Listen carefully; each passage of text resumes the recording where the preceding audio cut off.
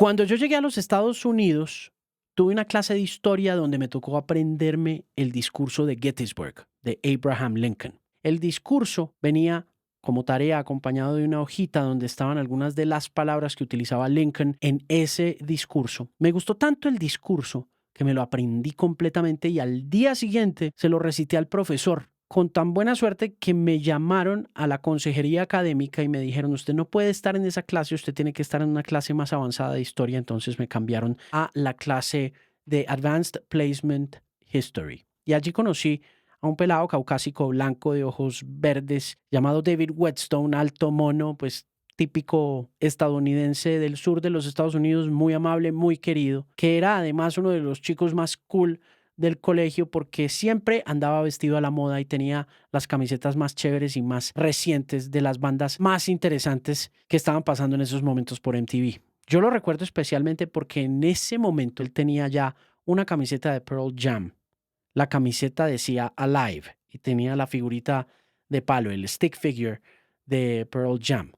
Esa fue una de las primeras señales de vida que me dio Pearl Jam a mí. Con esa primera señal de vida fue que yo me metí en el rock alternativo y en el grunge después de haberlos visto en MTV unos meses después. Estuve en ese colegio durante los siguientes meses hasta agosto de 1992, cuando llegó el huracán Andrew y destruyó absolutamente todo, incluyendo la casa donde yo vivía. Nos quedamos sin absolutamente nada. Entonces el Departamento de Emergencias Federales de Estados Unidos nos reubicó al norte de Miami en un barrio completamente afro. Y allí aprendí aún más, no solamente del lenguaje inglés, sino también de la cultura afroestadounidense, que en esos momentos estaba empezando a cobrar una fuerza que nadie se imaginó unas décadas antes que iba a tener. Y una de esas grandes lecciones que aprendí cuando estaba jugando en el equipo de fútbol de la selección del colegio North Miami fue Nothing But a G-Thang de Dr. Dre y de Snoop Dogg.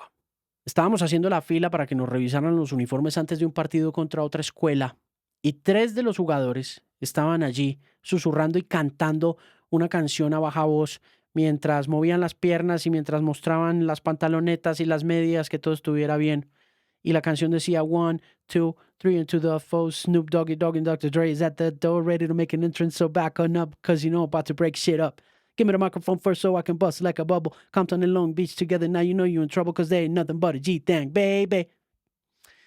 Y me pareció muy divertida la letra de la canción, me pareció muy entretenido, muy pegajoso lo que estaban diciendo. Entonces fui, me les acerqué y les dije: ¿ustedes qué están cantando? Y me dijeron: Dr. Dre y Snoop, la nueva canción, está súper de moda, es una cosa impresionante. Esa misma tarde volví a la casa y prendí MTV y ahí los vi, a Dr. Dre y a Snoop, en un barrio llamado Compton, California, presentando ese video. Meses después regresamos a Homestead. Mi papá y mi mamá quisieron reubicarse de nuevo en esa zona y yo volví al colegio donde había llegado originalmente. Y volví y me encontré con David Whetstone, quien seguía siendo el chico más cool, el chico típico gringo, pero con una diferencia: es que la camiseta que llevaba en el verano de 1993 ya no era de rock. Era una camiseta de hip hop. Y era una camiseta de The Chronic, de Dr. Dre, que se convirtió en uno de los discos más importantes de la historia del hip hop. En ese momento me di cuenta que el hip hop era el nuevo rock. Y cuento esta historia porque llevo unos meses conversando con algunos amigos y seguidores en Instagram sobre el fenómeno de Travis Scott, que viene para Bogotá en septiembre. Y él es una de las figuras más notorias de la música urbana estadounidense. Va a estar en el Coliseo MedPlus. Y la gran interrogante que tengo durante varios días es si va a agotar la boletería, porque cuando Travis lanzó su álbum Birds in the Trap, Sing McKnight, yo arranqué a ponerlo en la emisora como si fuera la única cosa que estaba pasando en la música en aquel entonces. Estamos hablando de 2016 y 2017 por ahí. Creo que esto fue un par de años o un año después de que hubiera lanzado su primer disco, Rodeo. Travis es un muchacho de Missouri City, Texas. Y en el momento en que arranqué a poner canciones como Goosebumps o como Pick Up the Phone con Kendrick Lamar y con Young Thug, nadie de la audiencia de la X Más Música, la emisora para la que yo trabajo en Bogotá, le prestó atención. De hecho, creo que a muy poca gente de ese público le gustó que yo pusiera a Travis Scott. Definitivamente no era el público objetivo. Así que siempre pensé, con base en esta idea de que puse a Travis y con Travis no pasó nunca nada en radio, que cuando fuera a anunciar su show, lo máximo que iba a vender era 3,000 boletas. Y eso fue lo que le dije a varios de los amigos y seguidores en Instagram. No le pongo más de 3,000 boletas a Travis Scott. Varios empresarios me preguntaron mientras estaban negociando a Travis, esto fue a comienzos del año, qué opinaba yo, y no quise contestar porque no quería comprometerme, pero es obvio que había una inquietud, una intriga y seguramente hay datos que prueban que quizás Mr. Scott puede llegar a agotar el Coliseo MedPlus. Pero lo sorprendente de la conversación que he ido teniendo recientemente con los jóvenes centennials que oyen a Travis Scott en Bogotá no es que tengan la certeza absoluta de que Scott vaya a llenar el recinto. La tienen. Lo que me parece sorprendente es que Scott tenga a Bogotá como uno de los destinos de su nueva gira Circus Maximus. Porque en ciudades como Bogotá, el hip hop estadounidense es una cuestión de nichos bastante cerrados y por lo que he podido ver, que se venden poco en términos de boletería, a veces porque la boletería es muy cara y en otras ocasiones porque simplemente no son tan grandes como los hicieron ver en MTV o como suele alcanzarse a ver a través de redes sociales. Travis se ha hecho globalmente famoso por conciertos de desquiciada intensidad.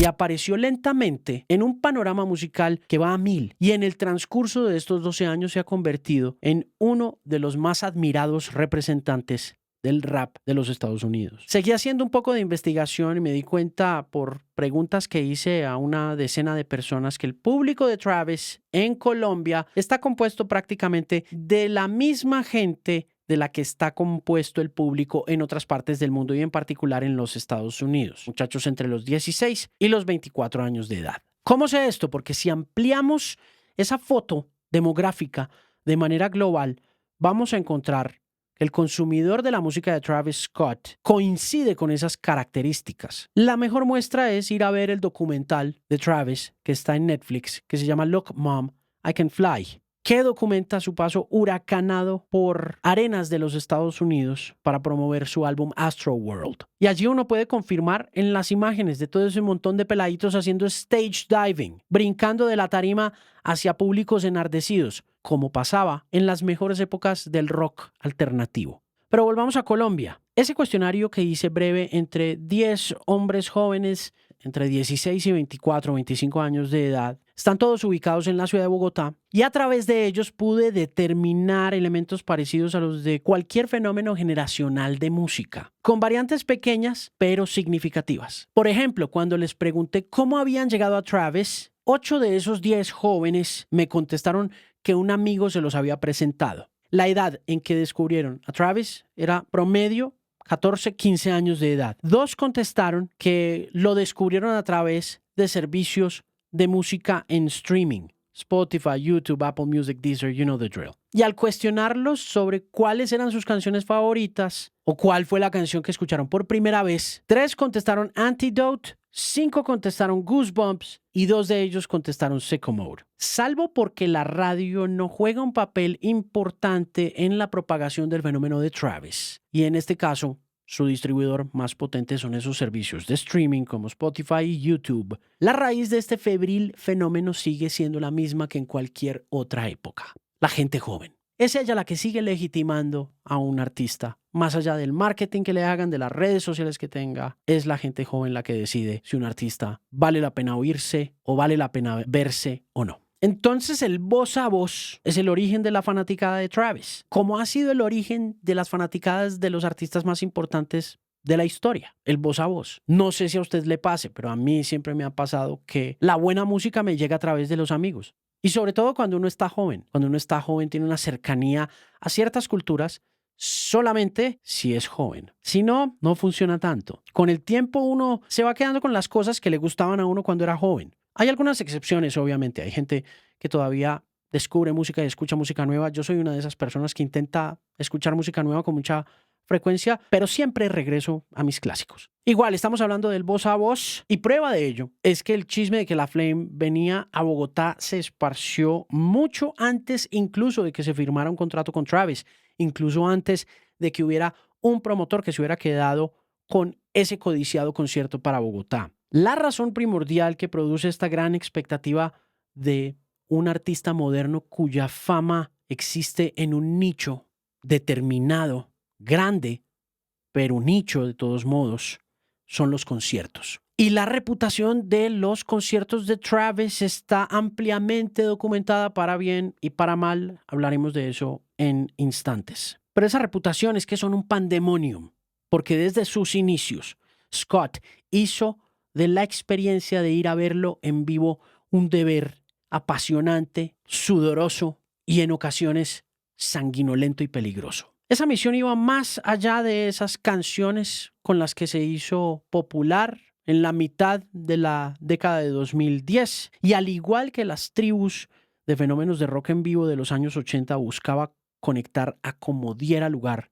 con los públicos que iban a verlo en vivo. Sus presentaciones en vivo opacan su repertorio, por lo cual siento yo también que hay una desconexión entre medios tradicionales y medios comerciales, radio y los públicos que lo quieren, porque el espectáculo en vivo tiende a ser mucho más grande que las canciones como tal. Ese repertorio de todas formas es bastante interesante porque trae colaboraciones con algunos de los músicos modernos más importantes de nuestro tiempo, como Drake, como James Blake, como Future, como hasta Stevie Wonder, que está por ahí en alguna armónica de Astro World. También ha trabajado con Tame Impala, para nombrar unos cuantos. Y aunque grabaciones iniciales como Old Pharaoh, que es una mixtape con la que se dio a conocer, cautivaron la atención de los internautas melómanos de la segunda década del nuevo siglo y aparecieron en un momento en que el famoso bedroom producer, este revolucionario nuevo músico que se crió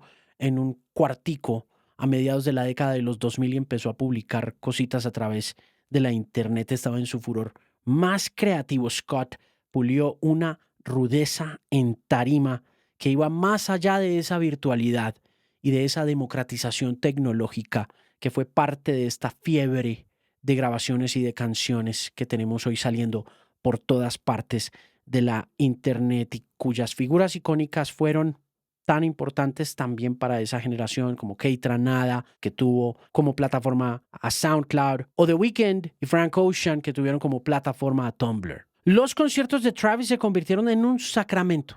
Eso es lo que son los conciertos de Travis. Y fueron adquiriendo fama entre los públicos jóvenes por su naturaleza física y su naturaleza agresiva. Una de las cosas que hace particularmente interesante esta conversación y la razón por la que quería hablar un rato de Travis Scott son los pogos, estas congregaciones multitudinarias cargadas de puntapiés, de codazos, de puñetazos, que habían sido exclusivos de escenas de metal y de punk en la década de los 80, hasta la llegada de Travis Scott al mundo de la música y a los escenarios públicos de los Estados Unidos. Posteriormente a arenas y festivales como Lollapalooza y Coachella. Desde la aparición de Travis, el pogo, esta cultura de la violencia en la música que se volvió práctica normal en los géneros y subgéneros del rock de la década de los 80, pasó a manos de Scott, convirtiéndose en un nuevo ritual del hip hop, donde recobró su importancia juvenil y le usurpó así al rock una de sus más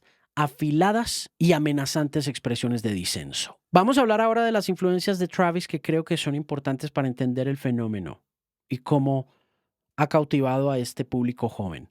Travis tiene influencias de las que no solamente se ha alimentado como artista de estudio, sino que también ha contribuido a ellas como productor. El impacto más destacado en la carrera de Travis Scott es el artista Kanye West, y en particular una obra donde metió la mano que es Jesus, que cuenta con su participación en la grabación del mismo, al lado de figuras tan importantes para esta nueva cultura de lo urbano como Mike Dean, y que define también su estilo propio, caracterizado nuevamente por un caótico uso de autotune que venía de la era de Kanye West, de su disco 808s and Heartbreak, donde usa exageradamente el autotune y va marcando también así el destino de las interpretaciones vocales a venir, no solamente en la música urbana estadounidense, sino en la latina también. Pero también hay una visión distópica y oscura de músicos de electrónica que se inmiscuyen con la obra de Kanye West en varios momentos de su carrera y en particular en Jesus, como Thomas Van Golter, Iggy Man de Home Cristo, más conocido como los Daft Punk, y el productor y músico de electrónica Jess Affelstein. West, además, compartió durante unos años un vínculo político con Travis Scott. Scott estuvo relacionado de forma romántica con Kylie Jenner, quien es media hermana de Kim Kardashian, la ex esposa de Kanye. Y así entonces Kanye se convierte en su inspiración más grande para darle a su música esta aura oscura y densa que uno puede encontrar en discos como Astro World. Y lo hace complementándolo de manera perfecta con este show tenebroso y amenazante. Scott llega al mundo de la música a comienzos del 2010, a comienzos de la década de los 2010, en un momento en el que el hip hop está ocupando toda la atención del público juvenil a través de nuevas tendencias como el rap susurrado, conocido como el mumble rap, y el trap de Atlanta, que está creciendo también, y que a mediados de la segunda década de los 2000 empieza a desplazar otros géneros que habían sido muy importantes para la popularidad del rap y del hip hop en general, como el gangsta rap, que había sido el líder y responsable de invadir las corrientes comerciales de la música pop a mediados de la década de los 90 con, you guessed it, Dr. Dre y The Chronic. Además, en materia estilística y de popularidad, el trap empieza a reemplazar sonoramente al boom bap, que es esta onomatopéyica forma de hacer rap del oriente estadounidense, particularmente de Nueva York. La tecnología juega un papel muy importante también en esta sonoridad, pero lo hacen asimismo las sustancias de moda. La marihuana ha acompañado siempre el espíritu de la música hip hop y en particular de los años 90. Recordemos que el álbum más icónico de esa década, The Chronic, se llama así porque Snoop Dogg probó la marihuana hidropónica y cuando preguntó qué tipo de marihuana era le dijeron que era hydroponic y él replicó equivocadamente hydrochronic, por lo que así se quedó, The Chronic.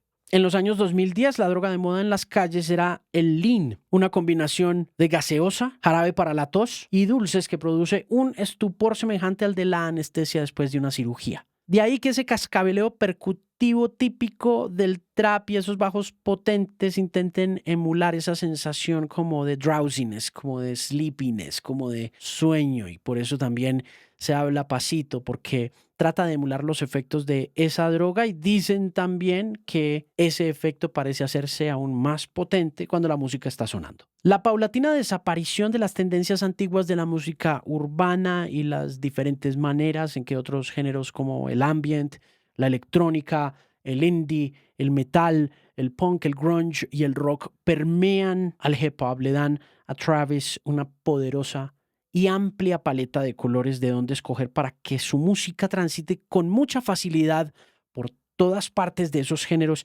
sin adherir a uno puntual. Usted puede decir que Travis hace trap, pero también que tiene algo de indie, algo de ambient y por supuesto un espíritu muy punk en sus shows. Travis es en general un hijo de recientes apareamientos de violencias clandestinas musicales que chocan nuevamente o que se han hecho cada vez más lejanas en términos estéticos del status quo, porque supongo que eso es lo que pretenden, si bien en la década de los 90 esa conexión y fusión entre el rap y el metal fue bastante exitosa, fue también un poco vergonzosa porque digamos que en cuestiones de creatividad y de talento se quedaron como siguiendo una misma fórmula. Y si bien enamoraron a mucha gente de la misma manera que el pop punk se convirtió en el producto de exportación estadounidense junto al new metal, en la década posterior muchas de esas inspiraciones de rap y de rock fueron transformándose y volviéndose cada vez más crudas y difíciles de penetrar. De esas violencias muy similares a las del punk de los 80, el thrash metal y otras tendencias de metales que nacen artistas como Death Grips, que son importantes también para entender un poco lo que está pasando con Travis Scott, y también músicos como JPEG Mafia. Además que siendo de Texas es heredero geográfico de ese fenómeno conocido en la década de los 90 como el horrorcore, del que son papás otros tres grandes músicos de Texas conocidos como los Geto Boys. Hay un disco puntual que siento yo que es muy importante para la carrera de Travis, bien clave, y los Geto Boys con ese álbum We Can't Be Stopped y una canción como Chucky o como My Mind Playing Tricks on Me son claves para entender la estética oscura de Travis Scott. También hay otra figura grande de Texas que marca mucho la estética de Travis Scott y es el DJ Screw, el que se inventó el screw, esta forma ralentizada de hacer hip hop que se hizo muy popular en Texas y que alcanzó a llegar a ciertos lugares de prominencia a través de el mismo DJ Screw, Paul Wall y Slim Thug, quien alcanzó a rapear hasta con Beyoncé. Y asimismo Travis Scott ha sabido conectar todos los referentes a nuevas generaciones sumergidas en el poder del trap de Atlanta, de artistas como Migos, como Gucci Mane, de artistas como Future, y así ha ido haciendo adeptos, seguidores y por supuesto reproducciones masivas que lo convierten en una nueva estrella de rock sin guitarras. La ausencia de guitarras es irrelevante porque quienes oyen a Travis lo ven como un ícono generacional de la misma manera que los papás de esos oyentes nuevos de Travis veían a un Kurt Cobain en la década de los 90 o en la década de los 60 y comienzos de los 70 a un Jim Morrison. Es decir, lo ven como mucho más que un músico, lo ven como un incitador, como un pirómano del status quo, un agitador de mentes inconformes, un peligro inminente. Y así como era un orgullo regresar a la casa con moretones, trompadas, huesos rotos, dientes sueltos después de un concierto de Slayer o de Anthrax o de Venom, como está documentado en diferentes lugares de la internet durante la época del thrash, lo mismo está pasando con Travis Scott. Se ha vuelto como una medalla de oro regresar vivo de un show de Travis. Y esta idea no es figurativa porque el festival Astroworld, que fue fundado por Travis Scott, fue epicentro hace unos años de una de las tragedias más grandes de la música en vivo recientes. 10 personas muertas, centenares de heridos, demandas multimillonarias y una oleada de publicidad negativa que casi acaba con la carrera de Travis. Sin embargo, recientes imágenes de la gira Circus Maximus en la cuenta de Instagram del cantante luego de su presentación en Milán, en Italia, demuestran que la gente quiere más de Travis Scott. Más de 80,000 personas y un nivel de histeria colectiva que ningún concierto de rock en la actualidad ha visto desde las épocas que les menciono, del metal pesado, del punk, de la década de los 80. Se ven como esta oleada de violencia unificada, una pared de carne y huesos que baila al ritmo del beat en ocasiones y en otras ocasiones al ritmo de su propia anarquía, en un espectáculo eufórico en el que la música pasa a un segundo plano y es el público, sudoroso y golpeado, el protagonista. Pero al final de cada show de Travis Scott, y como también está registrado en muchas partes de la internet, estos jóvenes regresan a sus casas desbocados de adrenalina a decir lo mismo que decíamos nosotros en el momento más peligroso del punk, del rock alternativo, del metal, del thrash o del grunge. Que un concierto, en este caso un concierto de Travis Scott, les cambió la vida para siempre.